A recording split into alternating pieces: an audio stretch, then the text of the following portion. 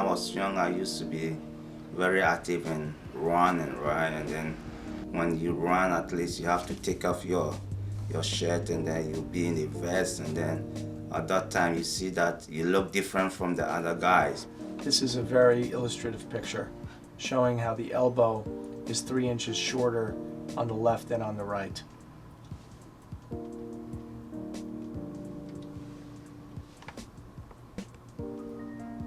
This is the bone. You can see the previous damage that was done to the top part, which is where the growth plate was.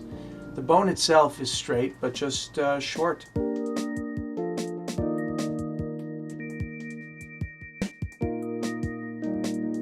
Emmanuel presented to me as an adult patient, and what's really unique about Emmanuel, he had an upper extremity limb length discrepancy, which is much less common than lower extremity limb length discrepancies.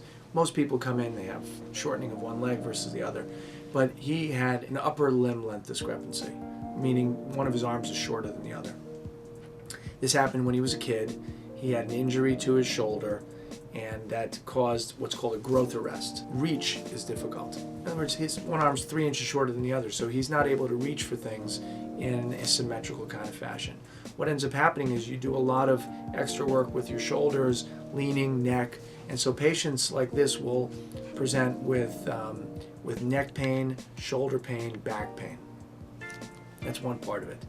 The other part of it is a sort of a body image, self-esteem type of issue. When I take off my shirt and then I'm in the t-shirt or anything, you see that there's a difference in the length. So it was tough. The patients that present to me as adults, and Emmanuel is an example of that, these are people who have dealt with this for their whole life. I would say this was my first major surgery I've had in my life.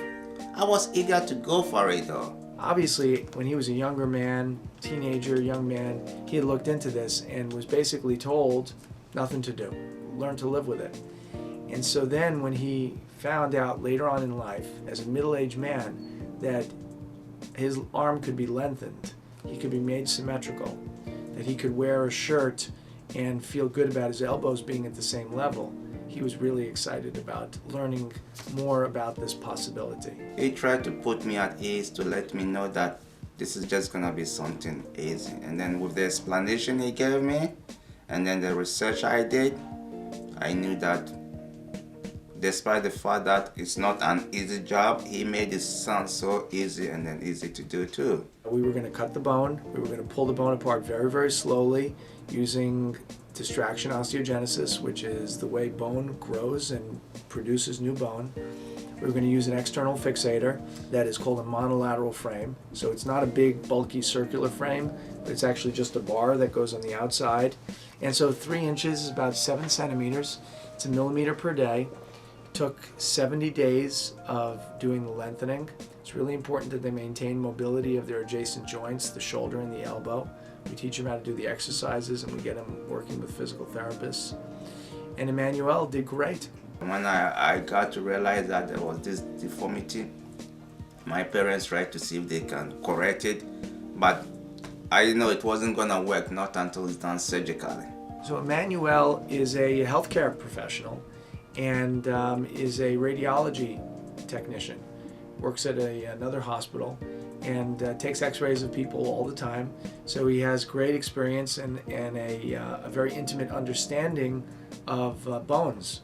So this is the final result. You can see the bone is healed. You can't even see any sign of lengthened bone. It's fully healed at this point. This is the side view showing a beautiful column of bone. This is something you cannot escape. It's natural. And thank God that there's somebody who is doing something to correct these deformities.